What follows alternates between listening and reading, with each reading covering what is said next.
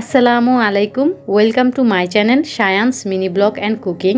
মাত্র 2টি সবজি দিয়ে চিকেন চাইনিজ ভেজিটেবল রেসিপিটা আজকে আপনাদের সাথে শেয়ার করব।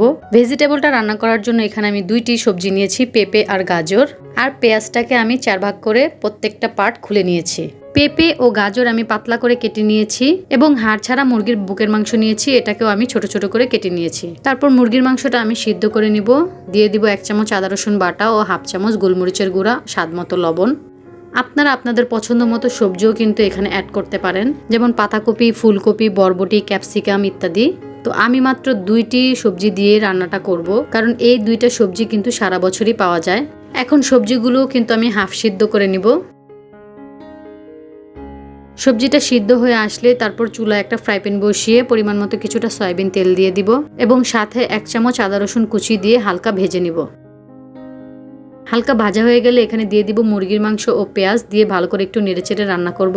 হাতের কাছে বেশি সবজি না থাকলেও কিন্তু আপনারা চাইলে মাত্র এই 2টি সবজি দিয়ে এই ভেজিটেবলসটা রান্না করতে পারেন। পোলাও বা ফ্রাইড রাইসের সাথে এই সবজিটা খেতে কিন্তু দারুণ লাগে।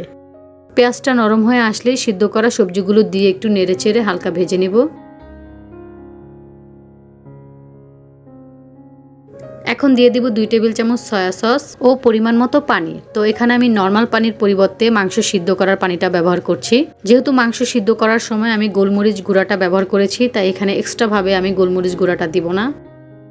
ভালোভাবে বলক চলে আসলে এখানে আমি দিয়ে দিব কর্নফ্লাওয়ার। তার জন্য এখানে আমি 2 চামচের মতো কর্নফ্লাওয়ার নিয়েছি, একটু পানি দিয়ে গুলিয়ে নেব।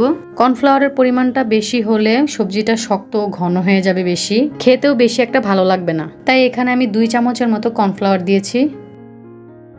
এখন স্বাদ মতো একটু লবণ দিয়ে দিব। তারপর ঘন হয়ে আসা পর্যন্ত এটাকে রান্না করব। সব শেষে দিয়ে দিব 3-4টা গোটা কাঁচামরিচ ও 1 চামচ টেস্টিং সল্ট।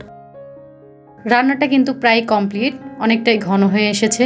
এখন চুলাটা অফ করে দিব। রেসিপিটি কেমন লাগলো অবশ্যই কমেন্ট করে জানাবেন। ভিডিওটি যদি আপনাদের কাছে ভালো লেগে থাকে অবশ্যই আমার ভিডিওটিতে একটি লাইক দিবেন এবং আমার চ্যানেলটিকে সাবস্ক্রাইব করে পাশে থাকা বেল আইকনটি প্রেস করে দিবেন। পরবর্তী ভিডিও দেখার আমন্ত্রণ জানিয়ে আমি বিদায় নিচ্ছি। সবাই ভালো থাকবেন, সুস্থ থাকবেন। আল্লাহ হাফেজ।